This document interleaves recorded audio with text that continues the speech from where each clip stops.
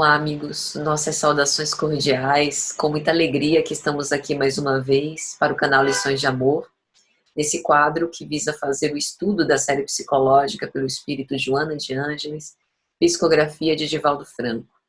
Hoje, nós vamos tratar, dentro da obra O Homem Integral, estudo que se iniciou no dia 3 de janeiro desse ano e que vai até o dia 5 do 12, do capítulo de número 28, Problemas Sexuais, dentro, nas edições mais novas, de um bloco intitulado Planificação Interior. Nós sempre dizemos que não é nosso propósito um curso teórico ou de formação sobre psicologia ou psicanálise ou psicoterapia de grupo. Aqueles que quiserem se interessarem, o link da obra se encontra na descrição desse vídeo. Então fiquem super à vontade para poder consultar. Em geral, nós pedimos que façam a leitura anterior com o objetivo de que nós possamos, com este vídeo, tentar aprofundar alguns conhecimentos ou algumas ideias que Joana aborda na sua obra. Nosso propósito, então, é o estudo da psicologia espírita, ou seja, o estudo do espírito, que tem o objetivo de nos convidar a todos para o nosso amadurecimento psicológico e evolução espiritual. Então, estamos todos convidados ao estudo, à reflexão em torno do Evangelho e das suas lições de amor, disciplina, autopercepção e perseverança no bem. Fiquem super à vontade para participar conosco, com comentários, perguntas, colocações, evitando sempre detalhes da vida pessoal própria ou de outrem, e sempre que surgirem, nós abordaremos no início de cada vídeo. Então, dito isso, vamos começar com uma prece inicial. Senhor Jesus, nós te agradecemos por essa oportunidade de estarmos aqui reunidos em Teu nome, para que possamos refletir em torno de questões tão profundas com respeito à nossa existência. Vem ter conosco pela necessidade que nós temos, ampara-nos, protege-nos, ilumina-nos e nos envolve sempre com a tua santa e divina paz. Que assim seja. Então, amigos, vamos fazer um preâmbulo com respeito a esse tema de problemas sexuais. O espírito Joana de Ângeles aborda nesse tema de uma forma muito importante aspectos sobre a nossa constituição subjetiva e que dizem respeito a adoecimentos, a patologias que às vezes desenvolvemos por conta do mau uso desse grande dínamo de forças psíquicas que são as nossas potências sexuais, ou que na psicanálise a gente chama de pulsões sexuais. Então, para que a gente comece a fazer essa abordagem, e adentre sobre o tema da sexualidade de um modo mais amplo, é importante a gente entender o que os teóricos pensam sobre isso e como que a gente pode entender a sexualidade. Há uma diferença de conceitos no senso comum e na psicanálise no que tange, por exemplo, à sexualidade. No senso comum, a sexualidade compreende o conjunto de comportamentos, em geral relacionados com a própria prática sexual, a satisfação do desejo sexual e genital. Contudo, para a psicanálise, a sexualidade não é exatamente isso. É, na verdade, o conjunto de expressões relacionadas ao campo do prazer, para além da satisfação genital. Então, para a psicanálise, sexualidade é diferente de genitalidade. E o que seria, então, a sexualidade de um modo mais direto? É o campo governado pelo prazer, pela libido. Libido enquanto pulsão, moção, força psíquica. Não é a genitalidade, não tem a ver estritamente com a reprodução, embora se relacione a ela numa fase que nós chamamos de psicossexual de desenvolvimento mais avançado, mais maduro no sujeito. Então, a sexualidade não estaria, a princípio, a serviço da procriação, mas a serviço do prazer. Mas esse prazer não é apenas o prazer de ordem sexual, no sentido do ato sexual.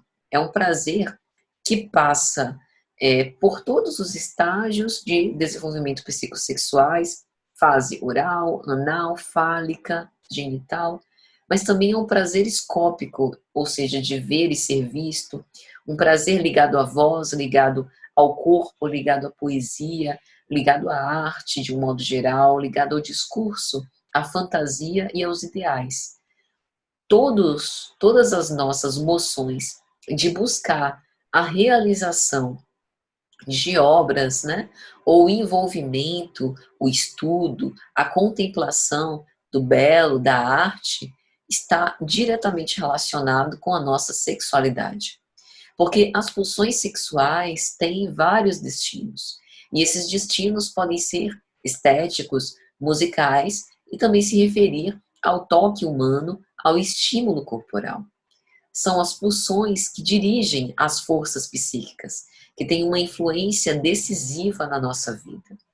E Freud vai estabelecer uma clara distinção entre aquilo que ele chama de sexualidade e interesse, ou seja, o interesse ele está ligado à pulsão de autoconservação, está ligado ao nosso campo egóico.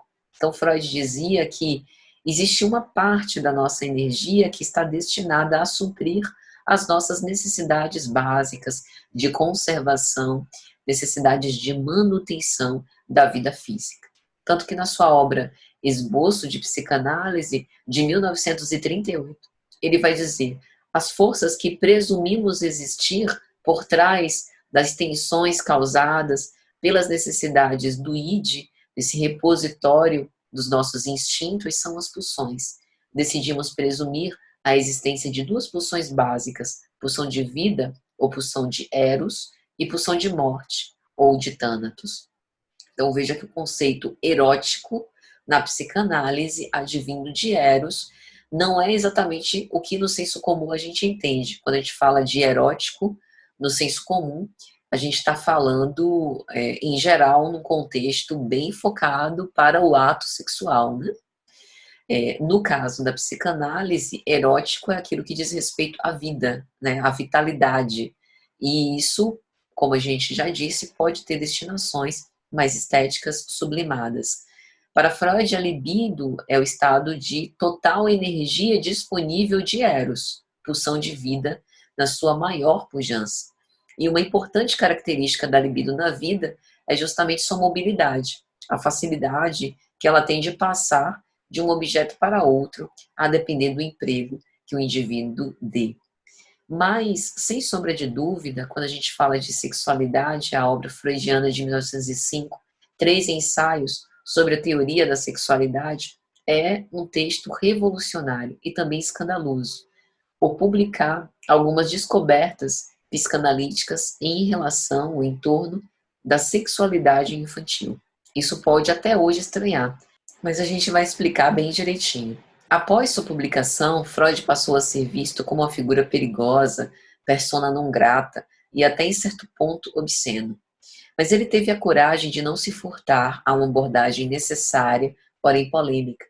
Ele escandalizou os homens do seu tempo, entretanto nos fez e nos faz pensar sobre termos que até hoje são considerados intocáveis e tabus. Então, dentro desse texto, Três Ensaios sobre a Teoria da Sexualidade, no primeiro ensaio, Freud aborda duas noções basais para o entendimento da sexualidade: as pulsões sexuais e os objetos sexuais. Por objeto sexual, Freud define tudo que é investido libidinalmente pelo sujeito, ou seja, aquilo ou aquele, aquela, sobre o qual o sujeito deposita ou investe uma carga de afetividade e algo em relação a que o sujeito manifesta certa atração, certa afinidade, que sempre é do ponto de vista sexual, mas que não necessariamente utilize, né, uma pessoa, por exemplo, como objeto do seu prazer no sentido genital. Então, quando a gente está falando sobre atração sexual, a gente está falando de amor, a gente está falando de afetividade, que não necessariamente precisa passar por essa consumação, né, da conjunção carnal. E no que tange as pulsões, ele aborda sempre a meta, o ato que a pulsão, a que, né, a pulsão leva o sujeito. Nesse primeiro ensaio, Freud também aborda a bissexualidade psíquica, ou a teoria da bissexualidade, ou seja, segundo ele, existem em todos os indivíduos, psiquicamente, componentes masculinos e femininos coexistentes, desde a mais tenra infância. Uma bissexualidade que não é genital, mesmo porque no início da infância ainda não se desenvolveu, ainda não se alcançou essa fase do desenvolvimento sexual, mas é uma bissexualidade psíquica. E a escolha subjetiva do objeto definitivo mais tarde, que vai revelar a orientação sexual individual, pode depender da predominância de uma dessas tendências preponderar sobre a outra. Então, Freud também aborda, no primeiro ensaio deste texto, a importância do papel da bissexualidade psíquica no desenvolvimento subjetivo e como o campo das pulsões nos habita e nos constitui. Já no segundo ensaio, Freud se debruça no estudo mais detido da sexualidade infantil. Conforme é apresentada a temática da sexualidade infantil anterior à puberdade, o que até então era absolutamente escandaloso admitir, Freud vai apresentar com muita naturalidade o quanto a sexualidade, de fato, é algo que nos habita desde sempre. E como que se expressa essa sexualidade infantil? A verdade é que a curiosidade em torno da temática da sexualidade sempre nos inquietou.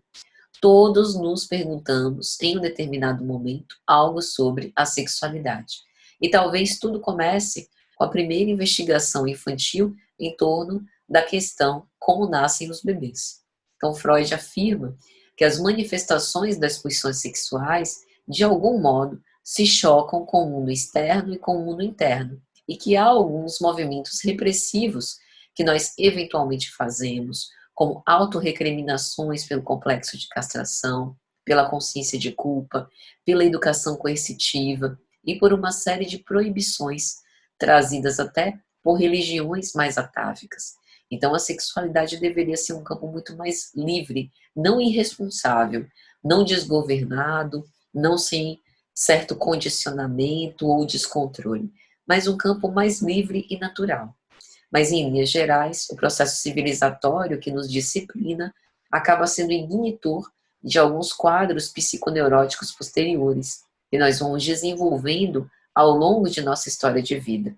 Porém, aquilo que é reprimido nunca está banido de nós, e, como a psicanálise sempre nos elucida, isso que foi reprimido, algo disso, disfarçado, né, com representações reformuladas, acaba retornando, como o retorno do reprimido ou do recalcado. Então, Freud aborda nesse segundo ensaio que a criança, por exemplo, que é amamentada, sente o prazer sexual, mas não o prazer genital pela via oral. Ou seja, ser amamentada é objeto de satisfação pelo amor, né, que espraia daquele ato, pelo contato com o corpo materno, pelo sentimento, pela sensação de proteção, de amparo, de cuidado, né? E depois passa para outras fases do desenvolvimento psicossexual. Então, a atividade sexual infantil no seu início se apoia na necessidade de conservação da própria vida. O bebê que se alimenta não satisfaz apenas o aplacar da sua fome e fisicamente, né, as suas necessidades orgânicas, mas também tem um prazer, também tem uma satisfação nesse ato, que inclusive leva ao apego, né, ao seio materno, a mãe, né, que figura ali, ou aquele que a amamenta. Só mais tarde essa satisfação e esse prazer vão se separar da necessidade de alimentação e se tornar absolutamente independente disso. E o terceiro ensaio desse texto vai falar sobre a passagem da sexualidade infantil para a vida adulta, passando pela puberdade, pelo atravessamento do complexo de Édipo, complexo nuclear das neuroses, pela instauração de escolha objetal fundamentada na diferença entre os sexos. Além disso, as teorias sexuais infantis também são abordadas nessa obra de 1905, 3 ensaios sobre a teoria da sexualidade. Entre as manifestações da sexualidade infantil, Freud faz alusão à grande curiosidade que as crianças demonstram em suas incansáveis questões sobre a sexualidade, além de como os bebês nascem, de onde eles vêm, quem os traz, qual a participação do pai e da mãe nesse processo. E tais perguntas, bastante frequentes entre as crianças, também permitem a elas formular certas teorias particulares com o objetivo de tentar explicar esses enigmas da sexualidade, de tal modo que a relação da sexualidade com a saúde mental e com a constituição subjetiva é completa. Os nossos hábitos decorrem em função do destino das pulsões. O equilíbrio das forças sexuais é preservativo à loucura. E isso não significa nem abstenção, nem fúria, abuso. As experiências sexuais, mais tarde, na fase adulta, com responsabilidade afetiva, contribuem, sem contradita, para a saúde psíquica. Os desvios, aquilo que a gente chama como desencadeador de distonias emocionais decorrentes de uma sexualidade em desgoverno, é responsável por patologias psicofísicas e desintegração até da própria personalidade. E isso não é um discurso falso moralista. A libido, ela mantém uma plena relação com a saúde mental e emocional. E as resistências são subjetivamente singulares, né, individuais. Por exemplo, a liberação sexual dos anos 60, com tantos tabus e advertências ameaçadoras, levaram a uma emancipação e liberação sexual feminina. Então, nós tivemos um benefício que foi o de sair daquela repressão absoluta feminina. Mas será que isso também não acabou alimentando de algum modo a exploração comercial da sexualidade? As expressões aberrantes da sexualidade, sem nenhuma conotação pseudo-moralista, é realmente liberdade sexual ou é abuso da própria feminilidade, né? Do próprio ser individual, né? Da própria subjetividade escancarada como desejo dos outros? Então, isso é diferente de liberdade sexual, quanto à diversidade da orientação sexual, que também esbarra em questões de identidade e expressão de gênero. Daí a ideia de muitos casos de alienação estarem relacionados com experiências sem maturidade emocional, sem responsabilidade afetiva. E essa espécie de experiência, né, promíscua, em alguns casos até degradante, não é um discurso falso moralista. Todos nós fomos nascidos sob o patrocínio do sexo, de modo que o sexo definitivamente não é despenhadeiro para as trevas, mas usina de estímulos mais expressivos. Por isso, hoje, em nossos tempos, a gente tem na nossa sociedade uma promiscuidade um tanto quanto disfarçada, em que o outro acaba sendo objeto de satisfação dos meus próprios desvarios, mesmo quando há acordo explícito em relações sem compromisso.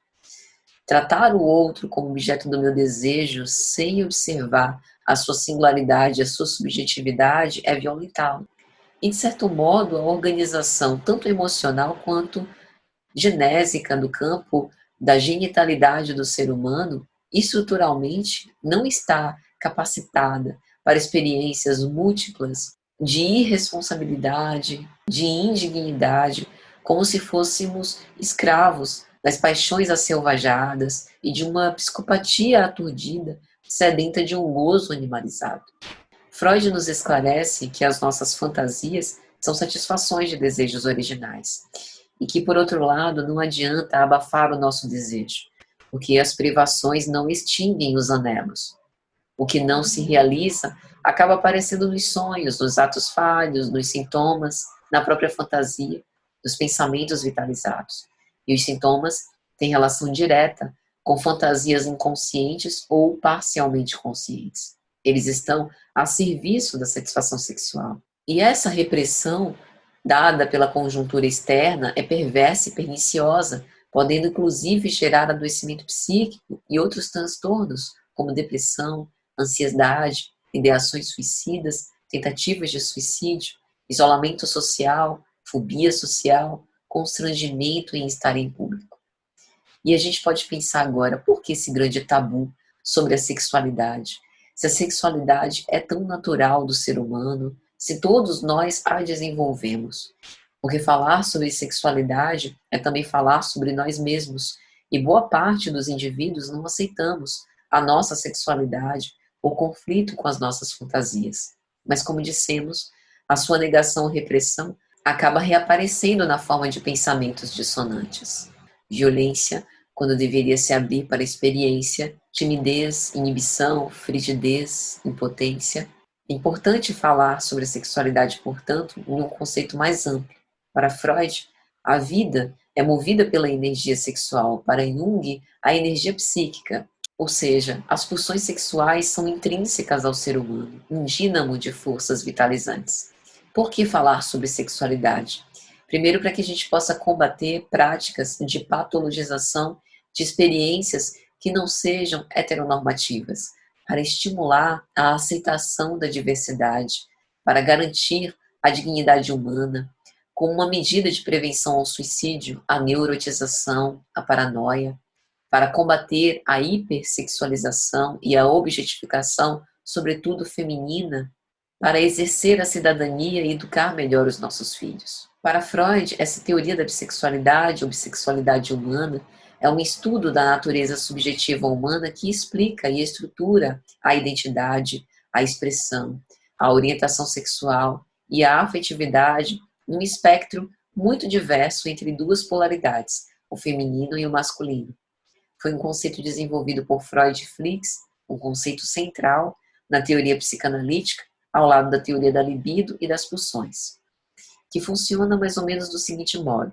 Originalmente, o ser humano, enquanto ser de pulsão, não nasce mulher ou homem, mas sim psiquicamente bissexual, com essas duas polaridades, feminino e masculino.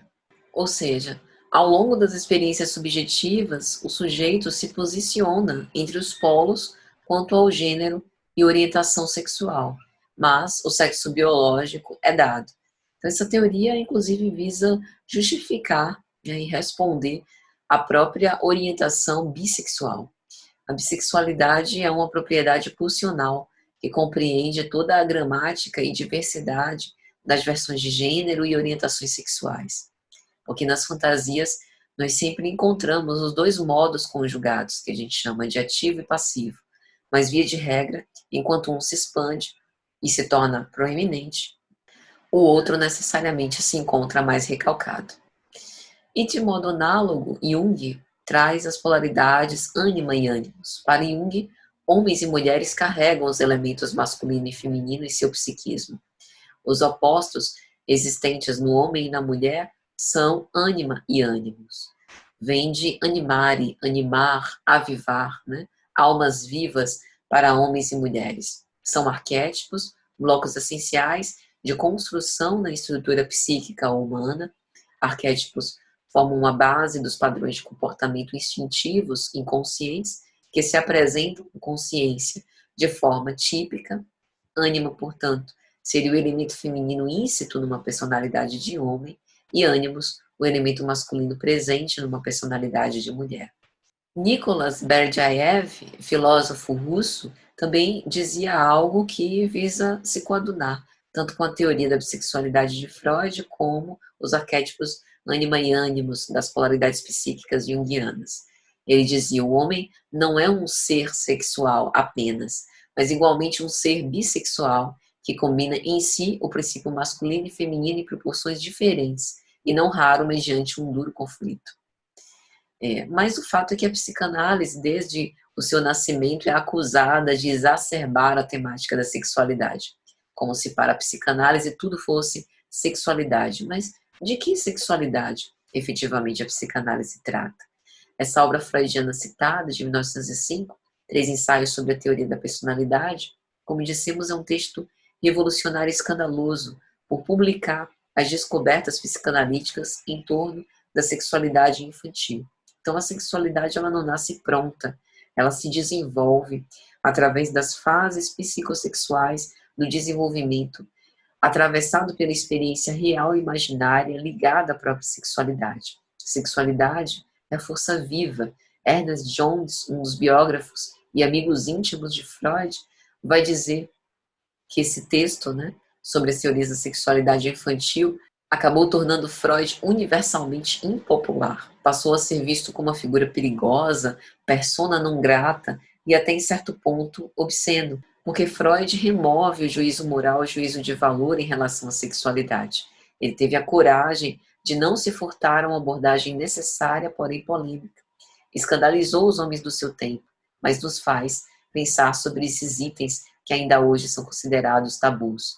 A sexualidade infantil, portanto, representa o papel predominante na etiologia das nossas neuroses. E falar sobre sexualidade é falar sobre o mais íntimo e constitutivo de nós, porque a sexualidade sempre permeou o campo imaginário do ser humano. Só que abordar a sexualidade na época de Freud, numa atmosfera vienense do século XIX, impregnada da moral vitoriana, e ainda hoje, mesmo com tanta tecnologia e avanço em áreas ligadas a tabus, nós ainda conservamos muitos. E isso levou, à época, muitas deserções, inclusive, de seguidores da psicanálise. Freud, entretanto, não foi o primeiro a formular uma teoria da sexualidade, mas foi vanguardista para dar à teoria da sexualidade um estatuto psíquico.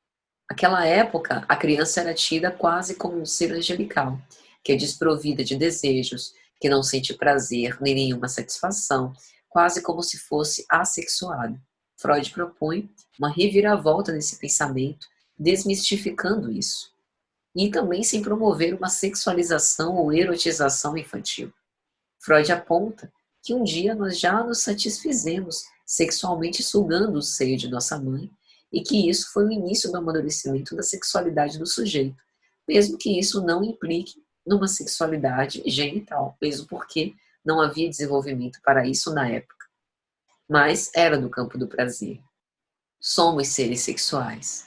Como explicamos, o senso comum entende a sexualidade como o campo do conhecimento que reúne um conjunto de comportamentos relacionados à prática sexual, incluindo a satisfação do desejo sexual puramente genital, uma visão que restringe bastante um conceito tão amplo quanto é o da sexualidade. Freud se apropria do conceito para abranger a sexualidade ao amplo campo do prazer e as expressões relacionadas a ele para além da genitalidade. Tal campo, governado pelo prazer, pela libido, não se restringe à genitalidade, nem tem a ver estritamente com a reprodução, visto que a sexualidade não está exclusivamente a serviço da procriação, mas do prazer. Então, assim, compreendendo, temos que a energia sexual é a própria energia da vida. E é interessante porque, entendendo com a nossa visão de espíritos imortais, isso faz completo sentido, né? A criança é a criança no corpo, mas na verdade é um espírito imortal reencarnado. A própria Joana, em outras obras, vai corroborar isso. Por exemplo, na obra Encontro com a Paz e a Saúde, no capítulo 8, Reflexões sobre a Sexualidade, ela vai dizer: a união sexual é fundamental à existência humana, por cujo contributo a vida se expressa, facultando as reencarnações dos espíritos, a união afetiva e a responsabilidade entre os parceiros que se elegem e se vinculam através do tempo. Estímulos à arte e à beleza, ao progresso, à busca da felicidade. Mas os problemas sexuais surgem porque a mente se deixa viciar, procurando mecanismos eróticos para conseguir novas e estranhas sensações a que o espírito se permite para a permissividade doentia. Ou seja, temos uma diferença entre a conduta ideal e real, de acordo com as nossas próprias resistências individuais e escolhas do sujeito, a descoberta da sexualidade ou a fuga das vivências afetivas. Joana diz o quanto o amor, na sua função sexual, é importante, mesmo do ponto de vista fisiológico. E Joana de Ângeles também vai dizer o quanto na função sexual encontram-se muitos fatores que tanto propiciam paz como conflitos, a depender da conduta e do estado em que se encontram os indivíduos. E que, nada obstante a necessidade da comunhão sexual, não é somente através dela que se obtém a harmonia, mas mediante também outros mecanismos de realização pessoal, social e espiritual. Por isso, aqueles que transitem no corpo sem parceria afetiva, nem por isso devem se entregar ao desencanto, à melancolia, à infelicidade. Devem sim direcionar a mente para ideais de beleza, de fraternidade, de trabalho na arte, na pesquisa, em qualquer área, a favor da autorrealização, e experimentarão o equivalente bem-estar, satisfação em face da liberação de outros hormônios, como a dopamina, beta-endorfina, que também reconfortam e traduzem bem-estar. E agora, amigos, nós vamos trazer, dentro das lições de Jesus, aquilo que nós podemos falar sobre a sexualidade bem conduzida e também desgovernada. É muito interessante como nas vivências, nas experiências do Cristo, nós temos relato para todos os desafios que nós ora atravessamos. No diálogo de Jesus com Maria de Magdala ou Maria Madalena, conforme está descrito no livro Boa Nova, pelo Espírito Humberto de Campos, psicografia de Chico Xavier, no capítulo de número 20, o instrutor espiritual vai nos dizer que Maria de Magdala ouvira as pregações do Evangelho do Reino e se perguntava que novo amor era aquele, apregoado aos pescadores singelos por lábios tão divinos. Ela, que até ali caminhara sobre as rosas rubras do desejo, embriagando-se com o vinho de condenáveis alegrias, sentia seu coração sequioso e em desalento. Essa é a forma de Humberto de Campos referir essas paixões, movidas pelas pulsões sexuais em desgoverno. E ele vai dizer também que aquela época Madalena era jovem, formosa, que sua beleza lhe escravizara aos caprichos de mulher os mais ardentes admiradores, mas o seu espírito tinha fome de amor. E ver o Cristo, o profeta nazareno, de certo modo havia plantado na sua alma novos pensamentos. Depois que ela lhe ouviu a palavra, observou que as facilidades da vida lhe traziam agora um tédio mortal ao espírito sensível. O convite amoroso de Jesus lhe parecia ressoar nas fibras mais sensíveis de mulher, pois Jesus chamava os homens para uma vida nova. Então Madalena só podia compreender aquela época Jesus sob o ponto de vista do seu amor um tanto quanto enviesado, a sua paixão de mulher. Madalena se apaixonou por Jesus, mas com o tempo conseguiu entender a sublimidade desse sentimento e do convite que ele lhe fazia. Tanto que Humberto de Campos vai dizer que, envolvida por pensamentos profundos, Maria de Magdala foi ter com Jesus um entendimento particular, com o sentido de falar sobre as suas inquietações e, de certo modo, de encontrar nele a segurança e a proteção que ela tanto buscava. Então ela foi até a humilde residência de Simão Pedro, onde Jesus parecia esperá-la com uma bondade, tendo-a recebido com um grande sorriso.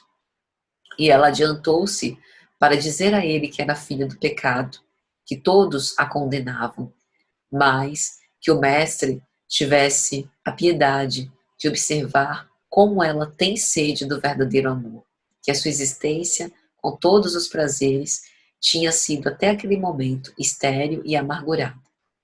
E Jesus vai dizer a Madalena que sobre todas as falências e desventuras próprias do homem, as bênçãos paternais de Deus descem e chamam, como se ele dissesse que tudo na nossa vida também são escolhas, não obstante esses possam ser padrões difíceis da gente fugir, mas, em última instância, nós escolhemos ir ou ficar, fazer de um modo ou fazer de outro.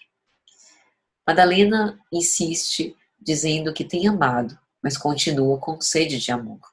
Jesus reconhece essa sede nela, fala como o mundo viciou todas as fontes de redenção e o quanto é imprescindível que ela compreenda que em suas trajetórias a virtude deve marchar por uma porta muito estreita, que a virtude no mundo foi transformada na porta larga da conveniência própria, que aos que amam, os que lhe pertencem no círculo pessoal, os que são sinceros apenas com os seus amigos, os que defendem apenas os seus familiares, os que adoram os deuses do favor. Mas aquele que verdadeiramente ama, conhece a renúncia suprema a todos os bens do mundo e vive feliz na senda de trabalhos para o difícil acesso às luzes da redenção. E assim, Madalena deu as costas a todos esses prazeres que não a preenchiam, que apenas alargavam seu vazio existencial. E ela precisou andar e seguir, humilde e sozinha, entretanto resistindo a todas as propostas condenáveis que a solicitavam para uma nova queda de sentimentos. Ela soube ser forte nas horas mais ásperas, conservar a alegria nos sofrimentos mais escabrosos e foi fiel até o fim a Deus nos instantes escuros e pungentes.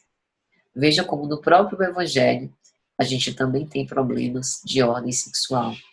E a gente tem na figura de Maria Madalena um grande exemplo de controle de si mesmo, né? De equacionamento desses desafios pela força de vontade do próprio sujeito. É como elucida Joana de Ângeles nesse capítulo que nos serve de tema. Herança animal predominante em a natureza humana.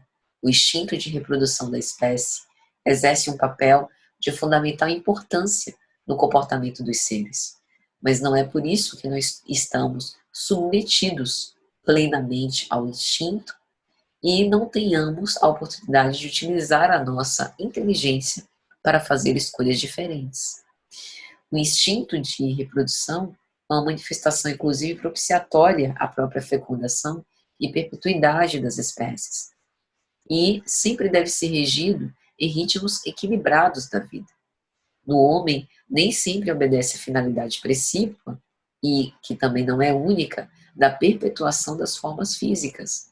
E, por vezes, o campo da sexualidade, agora no âmbito, né, do setor genital, expressa agressões e desvios que desnaturam o sexo, tornando-se fator de desditas, de problemas, por conta da sensação de prazer que lhe é inato, e que é um mecanismo da própria criação para atrair parceiros para a comunhão reprodutora.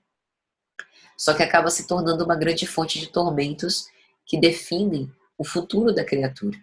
A força do impulso sexual tem um papel preponderante no comportamento psicológico do ser humano, mas também pode ser responsável por disfunções orgânicas, distonias emocionais, por uma configuração anatômica mal conforme, pelo temperamento emocional irascível, descontrolado, descompensado, e por certas peculiaridades do interrelacionamento pessoal e na atitude existencial do ser.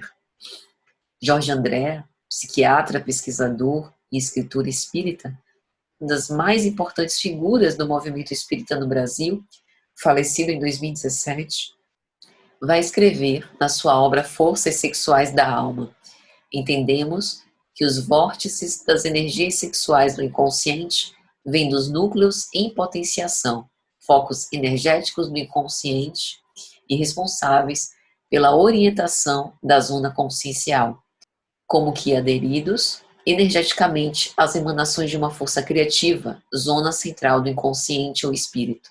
Por isso, bastante potentes, apresentando caráter construtivo por excelência. São vórtices que se responsabilizam pelo amor em todos os graus e variedades que o ser possa apresentar. É nessa região do inconsciente, pela sutileza das energias aí contidas, como também pelas máximas expressões do psiquismo humano, que se alojaria a essência da vida, o eu, o centro da individualidade. O espírito Emmanuel, através da psicografia de Chico Xavier, também vai escrever, na obra intitulada Vida e Sexo, que em torno do sexo será justo sintetizarmos todas as digressões nas normas seguintes: não proibição, mais educação. Não abstinência imposta, mas emprego digno, com devido respeito aos outros e a si mesmo. Não indisciplina, mas controle. Não impulso livre, mas responsabilidade. A aplicação do sexo ante a luz do amor e da vida é assunto pertinente, portanto, à consciência de cada um. Joana vai esclarecer que a sua carga compressiva do impulso sexual transfere-se de uma para outra existência corporal, facultando um uso disciplinado, corretor e injunções específicas, que por falta de esclarecimento leva o indivíduo a uma ampla gama de psicopatologias destrutivas na área da personalidade. O espírito Emmanuel, através da psicografia de Chico Xavier, vai dizer algo análogo nessa obra Vida e Sexo, capítulo 24, Carga Erótica, que a princípio Exposto aos lances adversos das aventuras poligâmicas, o homem continua avançando de ensinamento a ensinamento para sua própria instalação na monogamia, reconhecendo a necessidade de segurança e equilíbrio em matéria de amor, mas que, no entanto, ainda aí, é impelido naturalmente a carregar o fardo dos estímulos sexuais, muitas vezes destrambelhados, que enxameiam no sentimento, reclamando educação e sublimação. Só que quando a gente pensa em sublimação, há muita confusão no entendimento do que seja isso. Alguns de nós confundimos sublimação com violência, com uma repressão absurda, acreditando que a sublimação será conseguida na marra, submetendo à força os nossos instintos e mortificando-nos para que de uma hora para outra simplesmente o conflito se extinga, como se as leis da criação fossem obra de magia. Emmanuel desconstrói muito claramente esse errôneo conceito, quando diz que cada criatura na Terra transporta em si mesmo uma carga erótica, da qual não se libertará unicamente ao preço de palavras nem votos brilhantes, mas à custa da experiência e do trabalho, uma vez que instintos e paixões são energias e estados inerentes à alma de cada um, que as leis da criação não destroem, e sim auxiliam cada pessoa a transformar e elevar no rumo da perfeição. Ou seja, a sublimação só será atingida pela experiência, não necessariamente de abstinência. Pensemos numa comparação com as adicções, o quanto é raro e passível, provável, de inúmeras recaídas, a abstinência abrupta, parar de uma hora para outra o consumo de alguma droga, por exemplo, e o quanto a substituição paulatina e temporária pelos químicos administráveis, os medicamentos, conforme uma prescrição médica especializada, específica, pode auxiliar. No campo sexual dá-se algo análogo. A questão é muito mais de direcionamento e controle, educação, do que de extinção ou tornar o sexo algo abominável. Por isso, é perfeitamente possível sublimar o sexo, por exemplo, dentro de relações estáveis, profundas, dignificantes, onde o próprio sexo continue presente, mas revigorante e fortalecedor. Então, essa sublimação sexual, ela diz respeito ao amor sexual que deve ser entendido como impulso da vida, que conduz o homem a grandes realizações do amor divino, por meio da progressividade de sua espiritualização, do devotamento e do sacrifício. É possível sublimar o sexo em qualquer experiência edificante. O sexo é, na verdade, um grande manancial de energia criadora. Fomos nascidos sob o patrocínio do sexo, como diz Emmanuel. Da submissão escravagista, passamos à liberação irresponsável. Precisamos procurar o meio termo. O sexo deve nos servir como suprimento de necessidades psicológicas individuais, como pretexto para liames de sentimentos, pois afinal é através dele que nós somos co-criadores com Deus. O sexo é portador de uma mensagem vigorosa de paz e alegria. Sexo e saúde são termos da mesma equação da vida. Diante do sexo, nós não nos achamos, de modo algum, à frente de um despenhadeiro para as trevas, mas perante fonte viva de energias, como diz Emmanuel, criatividade, expressão artística, dedicação aos estudos, ao ideal, ao planejamento da nossa carreira, à socialização. Joana de Ângeles cita Alice Bailey, 1880 a 1949, que foi uma escritora e pesquisadora espiritualista de origem inglesa. As suas obras têm um forte caráter humanitário, de utilidade à evolução humana, que estimula a consciência planetária.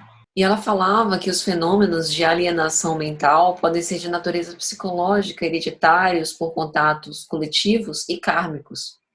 E esse termo kármico está relacionado a outras existências, ou seja, um fator desencadeante de enfermidades a se expressar nas manifestações da libido, de relevante importância também nos estudos psicanalíticos, notadamente freudianos. Então, Joana de Ângeles também vai dizer que as heranças atávicas trazem a força do instinto sobre a razão, levando o sujeito a estados ansiosos e depressivos, mas a necessidade do amor é superior, que equilibrada compreensão de afetividade, sensações de desejo, compensações de emoções, são um caminho que cada um de nós deve buscar. a busca de um saudável relacionamento afetivo. A explosão sexual, pela expressão do instinto não raro, gera grande frustração emocional. Esses rápidos momentos de comunhão física geralmente vêm seguidos de insatisfação, arrependimento, conflitos perturbadores. Principalmente porque falta-nos esclarecimento mais profundo com respeito às funções do sexo, ou por ignorância. Como dissemos, a revolução sexual dos últimos tempos, que levou à promiscuidade, à desvalorização de si mesmo e dos outros, a tornar os sujeitos instrumentos de troca, indivíduos descartáveis, sem consideração, respeito e dignidade, cobram um preço muito grande, muito alto para a nossa subjetividade. Joana vai dizer que a sociedade contemporânea sofre agora os efeitos da liberação sem disciplina, através da qual a criatura vive a serviço do sexo, e não este para o ser inteligente, que o deve conduzir com finalidades definidas e tranquilizadoras. Certas aberrações, patologias graves que alucinam, matam e levam os indivíduos também a se matarem. É porque a consciência, a responsabilidade afetiva, que deve sempre nortear e dirigir a conduta sexual, ainda segue muito esquecida. Assim como uma educação castradora é responsável por conflitos, também a liberalidade em excesso é perniciosa, de lamentáveis efeitos no psiquismo profundo. Joana vai dizer que a vida se mantém sob padrões de ordem, onde quer que se manifeste. Não há aí exceção para o comportamento do homem. Por essa razão, o uso indevido de qualquer função produz distúrbios, desajustes, carências, que somente a educação do hábito consegue harmonizar. O homem não é apenas um feixe de sensações, mas também de emoções. O indivíduo deve sempre canalizar sua força psíquica para os objetivos que o promovam e dignifiquem, para os esforços que serão compensados com resultados benéficos. Porque o pensamento tem fundamental influência sobre a ação genésica salutar ou desequilibrada, tendo impacto em múltiplos setores de manifestações da vida humana. Por isso, o cultivo de hábitos mentais salutares, de buscar não vitalizar pensamentos perturbadores, isso inevitavelmente se exteriorizará no nosso comportamento.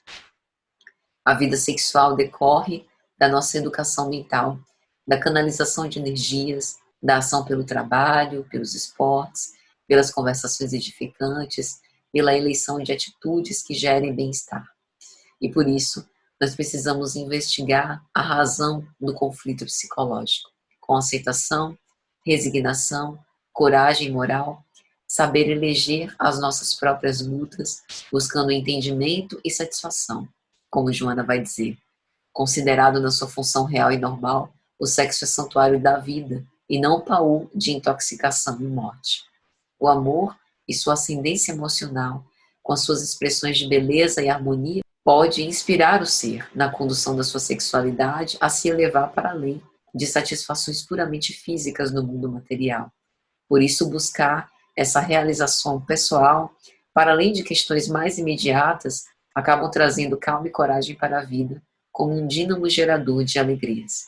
Joana nos conta que os problemas sexuais se enraizam no espírito, que se aturde com o desregramento que impõe ao corpo, exaurindo as glândulas genésicas e exteriorizando-se em funções incorretas, que se fazem psicopatologias graves a empurrar sua vítima para os abismos da sombra, da perversidade e do crime.